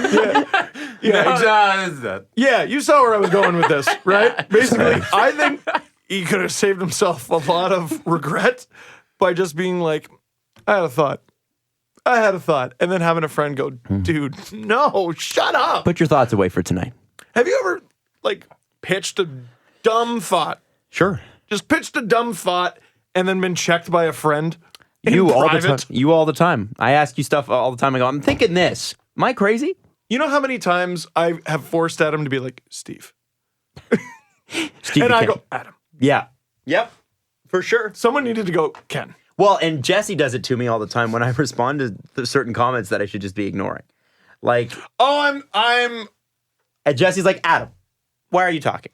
I am Stop the it. most do as I say and not as I do when it comes to that. Because I'll be like, never humor the trolls. And there I am, yucking it up with the trolls. Just, I've gotten better. Mm-hmm. I'm a recovering addict in that field. But, God, it's hard to avoid it all of the time. Mm-hmm. Anyway, I don't know what the answer to the forgiveness question is, but I tend to not judge people based on one action. And then you're going to get a lot of people going, it wasn't one. Fair enough. And you know what? Yeah. Fair point. Yeah. Absolutely fair point, and I will accept that. You can only judge it based on, multiple things, I think. People are a little different when you meet them in person. Mm-hmm. But how else are you supposed to judge that person when the only way that you know them is through Twitter? Well, that's why we keep bringing up Mark Spector, because he seems like such a jovial guy in person. Dangle! But then he writes, the Oilers have quit. And he's not necessarily wrong, but there were times where we were like, okay, Mark. And we would say that to him if he were here. Yeah, we would say that to him if he were here, like the Jordan Eberle stuff that happened last week. And you'd want to get him on and explain it, but you wouldn't hate him for it because you know him. And you're like, okay, I know he's not a bad guy, so where the hell is this coming from? So anyway, interesting. We'll move on. Key Arena will be renovated in Seattle, and they're saying that the next expansion fee in the NHL will be between $600 and $700 million. Oh. Vegas paid $500 million, and Greg Wyshynski tweeted earlier. He said, "I honestly believe that if this renovation had been in place, this deal for the renovation had been in place when Vegas was up, we would have had two teams this year." Really? Or he said, or it could have been one team this year, one team next year, or in a couple of years. So the cap is already supposed to go up significantly. Yeah, $80 million this coming season. I, as a Leafs fan, want this Seattle franchise to hurry the hell up and get here, because that will just mean the cap going up even more. Yeah, but then we're going right into a lockout that next year. No! 2021, man. Let's get it done. Get the Seattle team in here as fast as possible. Get that cap up nice and high. Tell the Leafs to spend all the way up to it. Go for a cup. Yeehaw. Let's do it. So Tim Lywicki is heading up the Key Arena, the Oakview group, I guess. He? And I didn't know that. You didn't? No. Oh, no. So he's all a part of this, right? Again, we were drinking all weekends. NBA, NHL back to, he's been with it for a while. And Tim Lywicki, as we know, as LA fans know, as Toronto fans know, charismatic, brilliant, pretty wicked guy, and gonna get this deal done because he's just that kind of guy. NBA, NHL come back. If I am an NHL investor, because I'm assuming they're gonna have to get not one person, but several people involved in the initial ownership of this team, because it's going to be $300-400 million in renovations, and then another $600. You're talking about $1 billion investment here, and it'll take a while. Yeah, and take a while to pay it back too. Do you not have a clause in there that says we don't have to pay you this fee until you got a new labor deal done? Because let's say the season before they were like, okay, we signed the papers, we're coming in next season. You pay the NHL $600 million or $700 million, and then they're on strike. You got to have some protection, right? I don't know if that's how payments work. I don't know if you just hand over a check. I think there is one check. I think it's just that's the fee. I don't know if that's how that works. Maybe. I think it is. I think it depends on the contract you sign. You can say it's I would have a protection. one fee. It can be several installments. That is interesting, though. The one thing I would say, though, and the reason, who's buddy from BlackBerry who tried to get a team in Hamilton? What the hell was his name? The guy who owned BlackBerry. And he was going to move the Penguins. So funny. He was the number one name in hockey for so long. And I'm so upset. I'm upset. I can't remember it either. I remember him holding his BlackBerry up with the Penguins logo. Yeah, and then it was supposed to be Nashville or something, wasn't it? That was Boots Del Biagio or something like that. That was a different guy. I forget his name. I'm going to be upset. Jim Balsillie. Jim Balsillie. So the reason I think Real name James. Balsley. The reason he does not own an NHL team is he tried to dictate the process to the NHL.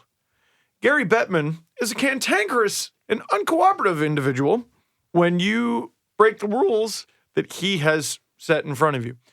I have a feeling if the Seattle Investment Group were to say something along the lines of, we'll give you this money if, then Seattle doesn't get an NHL team. There's no if. These are the rules.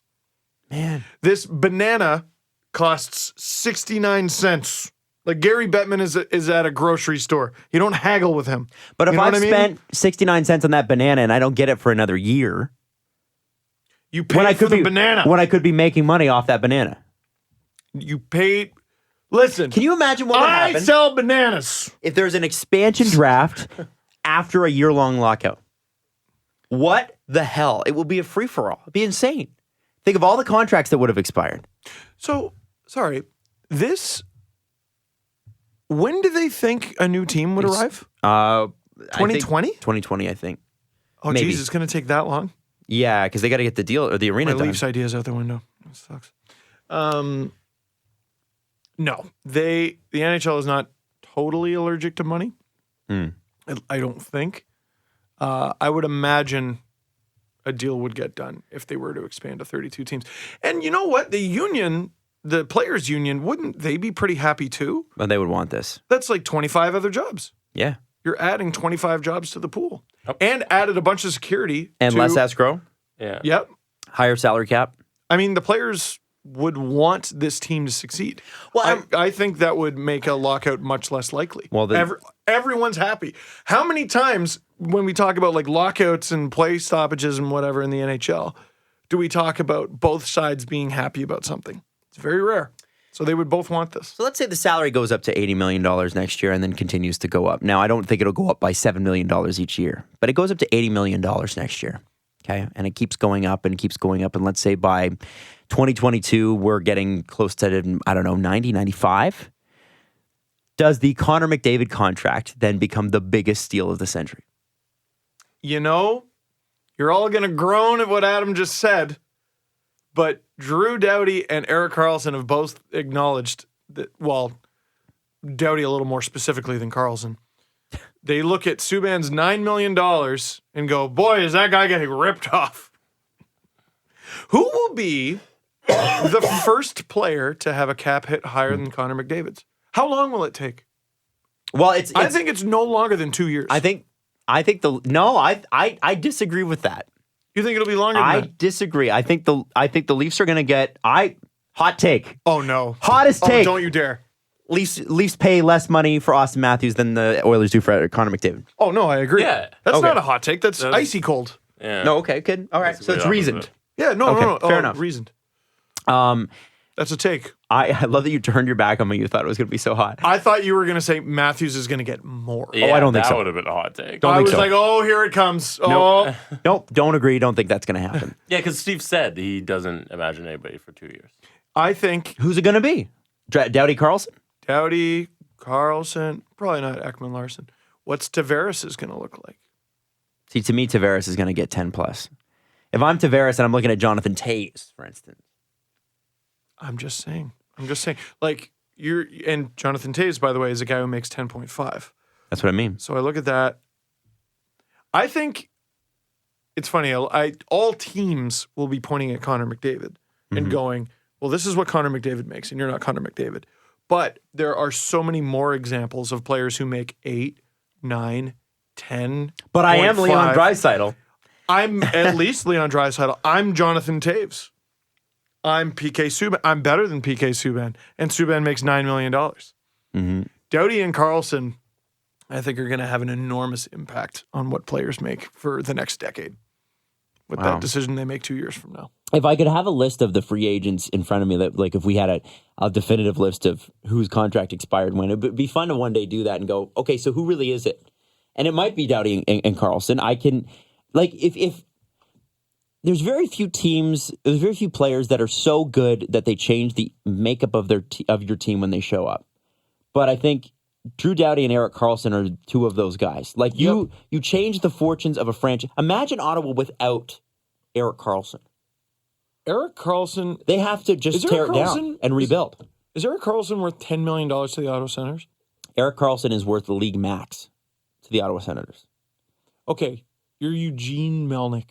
Okay, except forget all the stuff about Eugene Melnyk. You're the GM of the Ottawa Senators. Dorian. Yep. And money's not an object. Erik Karlsson says my number's 10. Do you give it to him? Erik Karlsson. How many years do you want? Yeah, Erik Karlsson says my number's 11. Do you give it to him? Yep. Erik Karlsson says my number is 12. Do you give it to him? Yep. Erik Karlsson says my number is 13. Do you give it to him? Probably not. Uh-oh. And this is the conversation we're having, right? I don't think Connor McDavid's going to have the highest cap hit for very long.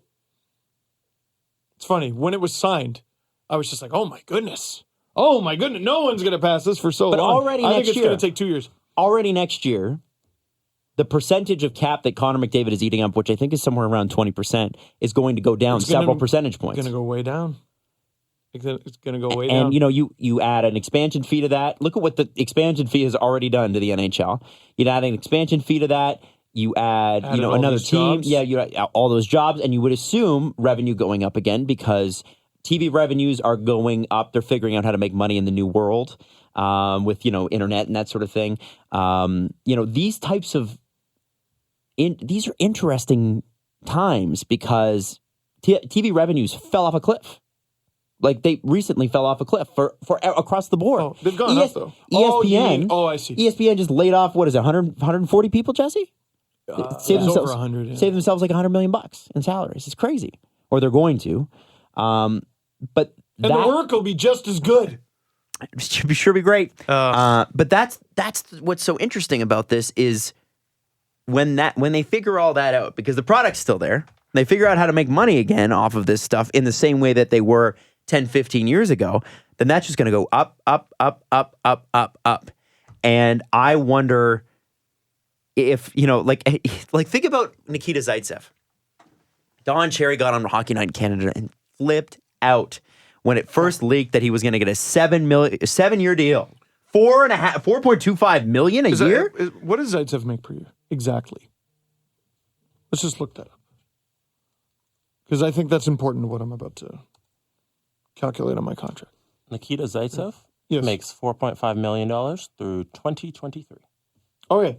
So when I saw that, I was like, Ooh, holy moly. holy moly. It's actually longer than that. It's 2024. Wow. That's a long time. I can't fathom that year existing in my head yet. Yeah, I know. You know? Same. So what's the cap this year? 75? Adam? I think I'm going to guess that isn't it 74 or something? It might be.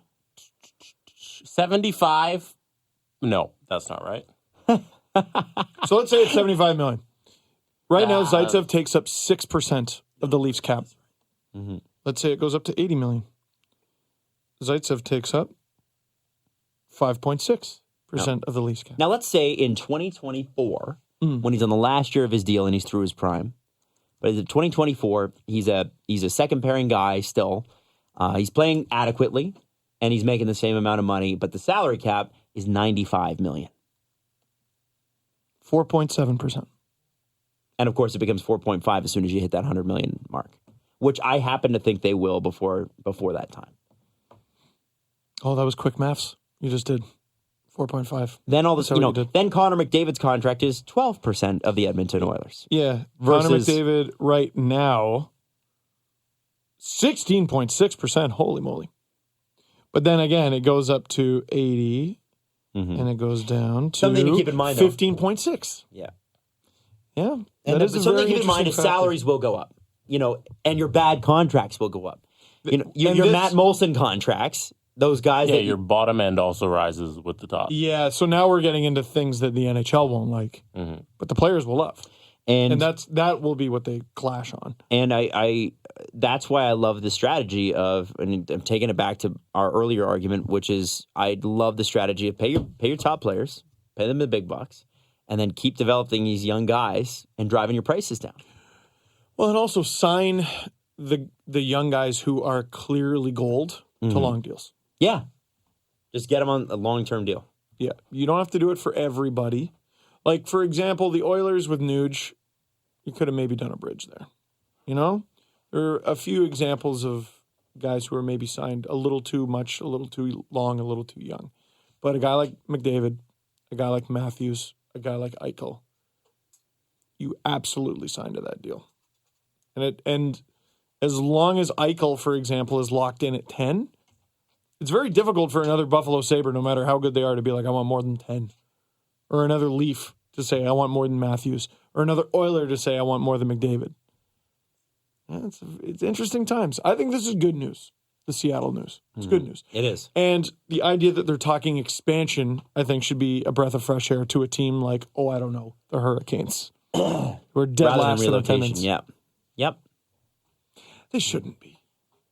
The Hurricanes? Yeah, they shouldn't. I think they just got to generate a little more buzz in that city. You got to give it some time. Maybe it's just a bad hockey market. Maybe there's not enough hockey fans who live in Carolina. But isn't it going down? Like the interest?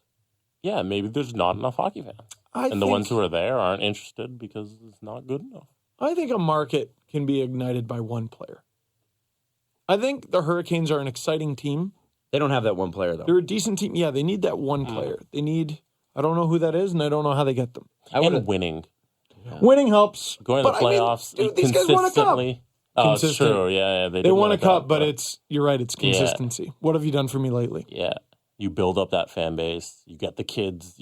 Then you get the memories of the kids who grew up and saying, "Remember when the exactly. Carolina was this?" And it's not like the Jays had wicked attendance when they had missed the playoffs for like the 20th straight year or whatever it was. When they won the World Series, couldn't keep people out of the building. Mm-hmm. When they got good again, and they weren't even this good this year. Still had good attendance. There was a ripple effect. Mm-hmm. Because the last 4 years we've been unbelievable. Yeah. I mean, look at the Dangles, for instance, buying the flex pack that they did. We would have never done that. You got hoodwinked. Sure did. But I'm happy to contribute to whoever that guy they got off waivers from St. Louis. His contract. I that was a trade, wasn't it? Oh, was it? Yeah. I don't know. Oh, was that the Goins trade? No, Goins didn't get traded. He just got non-tendered, so it means he's gone. They shouldn't re-sign him. And Stroman got all pissed. Well. But anyway, yada, yada, yada. No, the Seattle news is good news for many, many reasons. Okay, let's do the press conference, shall we? Did you guys see the Forbes list of the top hockey franchises? No. In terms of value. No. Came out today? Oh, I did. Who's number one? Can you take a guess? I know. SKA St. Petersburg. This is the NHL teams. It's not going to be the Leafs, is it? Current value, number one, the New York Rangers. Of course. They're valued at $1.5 billion. Now, why is that? Do they make more money than the Leafs? Their current revenue is $246 million. Okay. Pretty good. And their operating income is $94 million. At second place, the Toronto Maple Leafs, who are current valued at $1.4 billion, as opposed to the 1.5 for the Rangers. And their revenue is $211. New York was $246, if you didn't remember. Okay. And operating income is $76 million. Wow. That's a lot less than I would have thought. It's because of the Canadian dollar. Oh, there it is. So if you look after that, actually, maybe not because of the Canadian dollar. I still would have thought their operating income would have cost more. Yeah, I'm really surprised, with the the dead contracts they had and stuff. But because they also pay Canadian employees though. Yeah, Canadian dollars. You know, but the Montreal Canadiens, they're in third place at $1.25 billion. Their operating income is $92 million, as opposed to the Leafs $76 million. I wonder what that is. Taxes? Well, taxes are higher in Quebec. Maybe. But they're still pretty high in Ontario. Montreal's revenue is also $236 million, which is much higher than the Leafs at $211. But the valuation is still higher for the Leafs. Now, is this like just hockey team? Or no, is it's not the corporation that owns them. It's just the asset. It's just the team. It's if you sold you can't, this. Yeah. Because MLSE has 5 teams. Like, you can't compare that to any other. And condos, which apparently Montreal has too, and I didn't even know. By the way, quick trivia question. Who was the first team to win a championship under the Maple Leaf Sports and Entertainment banner? The Toronto Argos. Jesse? The Argos are owned by MLSE? Just answer your question. None of them. Raptors 905. Argos are not. Come on. That is the right, D no. League. Professional team. That is a They professional are league. professional. It is a professional league. It's a minor league. But so is the AHL, and it's a professional league. It's a They get paid minor to professional league. So What's MLS? That's a professional league. Oh, don't even get I like to be started right on with the Smith. footy fans. By the way, Argos are not owned by. You would be right otherwise, but Is the it a Argos top are not five owned. soccer league in the Argos are not world? owned by MLSE. Is it Are the we top- not part owned? Nope. Oh, They lease the Oh. Timo Field. I thought we had a piece. MLSE does not own that. Oh, We Nope. had a piece. Huh. Who's in last place? Hurricanes. Arizona. Adam, you said you saw this list. Oh, I didn't see the bottom though. I only saw the top. No, I'm serious. I didn't. They are valued at $300 million. So like, The Hurricanes. yeah. So if we got a couple dollars together, we could really. No, the Coyotes. Oh, You know who's Yeah. interesting is really low on that list is Winnipeg. It's like 325. 375 Oh, down at 26th place. Below them, so 27 Carolina, 28 Buffalo, 29 Columbus, 30 Florida. Winnipeg needs an arena with more than 15,500 seats. That's all they got. Mm-hmm. That's all they got. They could sell more, but then you got to get into yada yada yada. Anyways, Interesting. hockey. There's stuff. no way the Jets. There's no way Winnipeg loses the Jets again. No, I think they have. I no think way. they've got a good financial setup there. I think they're okay. They're gonna be fine. Yeah. Okay, good. Especially like they just get good. Yeah. Chunky Chow on our Reddit. Who has been the most disappointing Leaf this season? And what could they do to turn around their season? Adam Wild and Steve Dangle. Pull up the someone- roster, maybe, if you want. By the way, Roman Polak's cheating.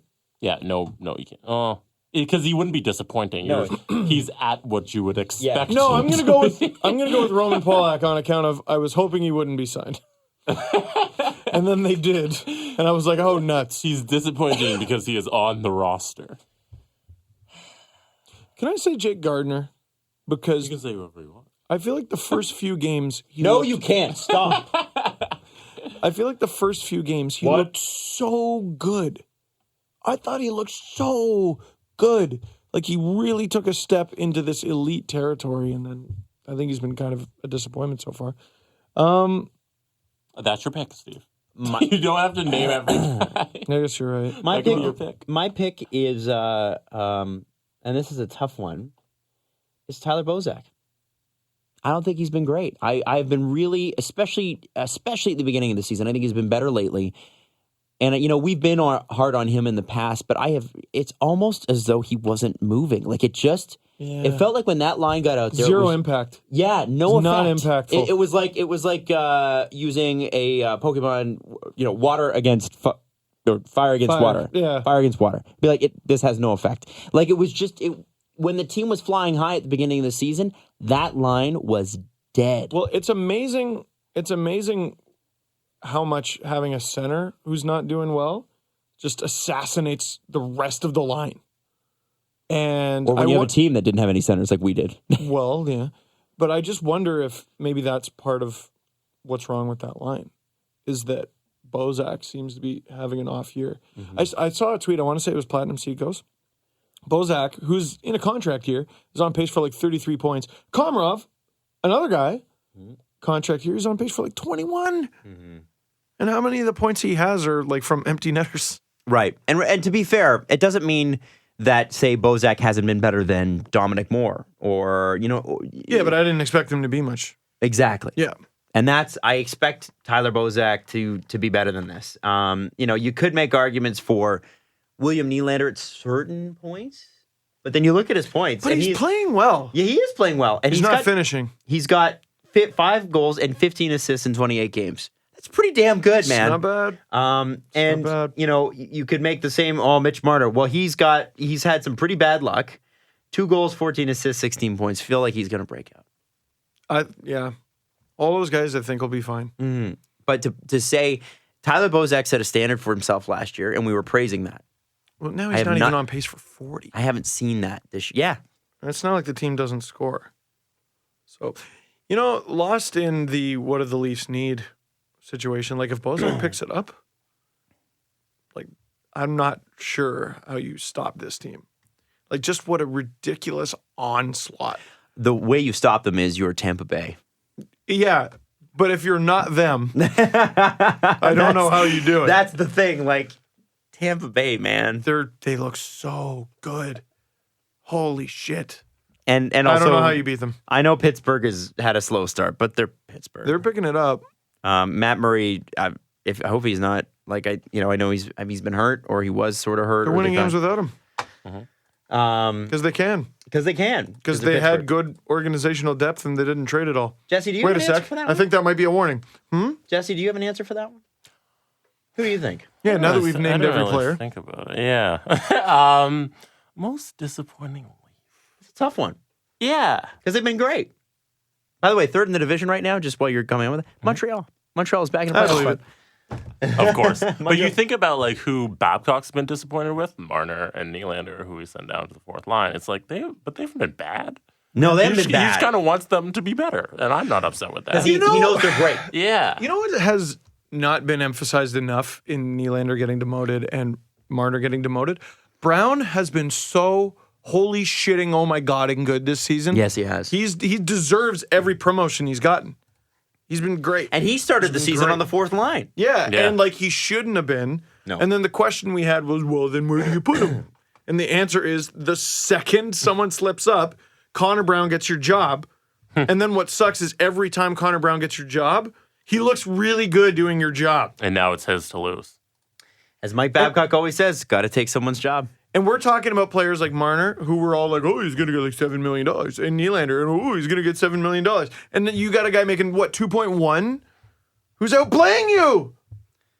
Yeah. That's a great deal. Connor Brown's such a player, man. Love him. Have no problem with him on Matthews' line. None. 3 things before we wrap. 3 chings. Quick maths. Shout out Dave, Def Dork NHL on Twitter, who sent this to me. He said he sent me a copy of the Colorado Avalanche's in-game promotion. They were giving away. Oh. They're giving away something very odd The team. at a game on December 3rd. It was a shower head. What? When you leave the game tonight, don't forget your free energy-efficient shower head, courtesy of XL Energy.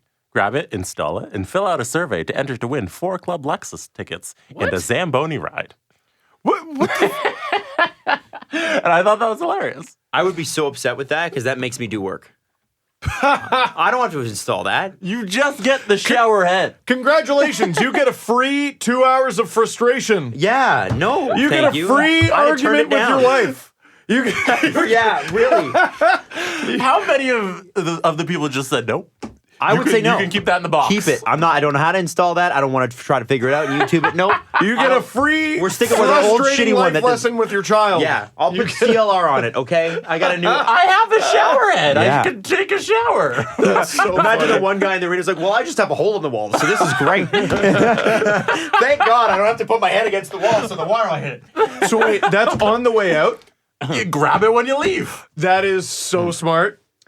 And Yeah. the Avalanche are losing 10-1. Oh, it's like literally grenades. Like they're throwing friggin' coconuts onto the ice. Metal coconuts. Anyways, I don't hate that. It's energy efficient. is the arena in Colorado the XL Energy Center? Who is that?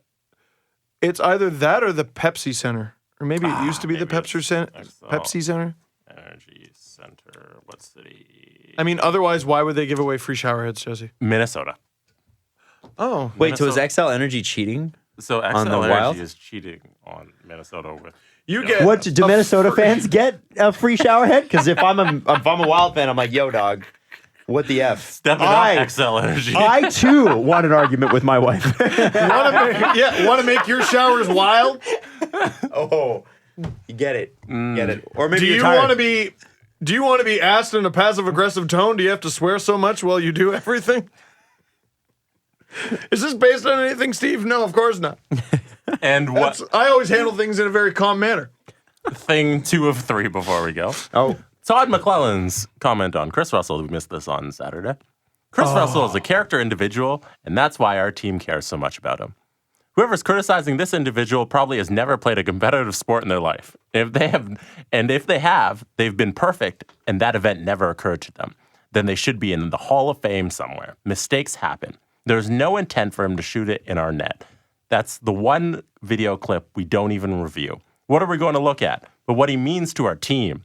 And I know all the analytic nerds out there find ways to run him into the ground, but he means a lot to our team.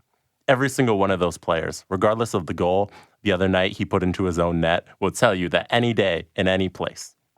I'm pretty sure a lot of guys in that locker room down the hallway would tell you the same thing. So analytics that if you want. Todd McClellan. Todd, that's not what they're analyzing. Yeah, stop being dishonest. I wish everyone would stop being dishonest. They weren't. Is he part of the dishonest coaches media? Yeah. Yeah. He is. CNN for coaches, am I right? Dishonest that. Like, I don't know, whatever. I just wish all the people defending Kris Russell amidst this would stop being dishonest. Like, the criticism of Kris Russell before that own goal is the exact same as when he scored it. We weren't like, our spreadsheet says that he'll score. Scoring on your own net is bad. Did you all know that? No. Are you sure that's not what everybody is saying? He was a dog pile before you got him. He was a dog pile when you signed with that contract, and he was a dog pile before he scored in his own net. It had nothing to do with that. I just say you like him. Say you like him. Like, you're not going to be honest. Say that. Yeah, exactly. Good. Fine. Don't say all the other stuff. If you like him, you're never going to criticize him. No matter how good or bad he plays. Stop. The media, the coach, all of you, shut up. You love the guy. We were talking about this. Kris Russell must be the best. Quote. He has to be. Best quote. Not even the best quote, just a good guy. There's lots of guys who aren't the greatest quote, but they're good guys. Kris Russell must be a fantastic individual. But what I was saying is the people were like, you know what? Before that own goal, he was having a great game. And I'm like, I agree. Mm-hmm. And people would take you more seriously when you defend this guy if you would just criticize him when he's not good. Which they don't and never will. So let's stop the conversation. Well, what I found interesting about that comment, and I remember reading that, and I don't know why I didn't have it in my notes, but what I loved about that was that's the last thing the analytics community is going to criticize you for. No. The analytics community does not criticize that. It's your overall play over several seasons. We're not looking at one shot going, wow, that was a laser beam into his own net. See, we could have proved that with the graph. This was coming. This was coming. We could have predicted this. No. Read. But why? It's so much easier. Well, it's so much easier to do what he did. And you know what? Why read when I could just as easily write? True. Anyway, that is a very funny quote. So analyze that. Nerd. Spreadsheet nerd. Yeah. Have you ever #played the game? Yeah. You've never played a competitive sport in your life? Nerd. You've never even had the opportunity to score on your own net. Nerd. If you tried to shoot at your own net, you couldn't even score on your own goalie, nerd. Shut up. Like, he must be an awesome dude. Like, I'll say that to his credit, is he was playing great earlier in that game, and he must be an excellent individual. Yeah. He must be. Why not? Nobody's ever said and claimed that. Right? That shot was a laser beam. Holy moly. It was a hell of a shot. Well, and what's weird is if it had missed the net, it wouldn't have gone around. No, it would have jetted out front. Yeah, it would have maybe bounced off in front and gone right on Kadri's stick, gone in off Brossois' skate. Yeah, that was a brain fart for sure. Happens. Maybe slipped. We're the Leafs. We know all about it. Yeah, Brian McCabe. Like, that is exactly the sort of situation where I would look at and go, that must be so mortifying for Kris Russell. I feel so bad for him. People would have felt more sympathy for Kris Russell if everyone didn't preemptively jump to his defense. Yeah, that's a good point. That's a really good point. Just say you like him. That's all I want. I just want an honest conversation. And an honest conversation would be, I like the guy. End of sentence. End of story. Just say you like him. It's fine. Hey. You adore him. Would you say you were honest today? Yeah. I would say so. Were you still have 0.3? Oh, you got 0.3. And then I have a bonus one because I just remembered. Okay. 0.3. Steve Dangle. I've never seen you ever be so mad in your life than on Sunday. Oh, my God. When I beat you in Chell twice. Steve doesn't actually get mad until it involves hockey. And it's like, I never get mad at people. I get mad at things and sports teams. Chill. Jesse, you know what? I've been playing I've only been playing threes since I got 18. Jesse does not like threes. Jesse likes regular chow. Yeah. Playing chow. Mm-hmm. And he puts it on the super hyper realistic mode. Mm-hmm. And there was one game where it's so much easier playing on your own than with someone else. So the first game, I joined in mid-game also. Oh, no. Keep going with the excuses. No, I'm not. Preface, getting beat with excuses. Hey. So the first game, Jesse's winning 1-0. As soon as I joined the game, we tie it up. I'm like, all right.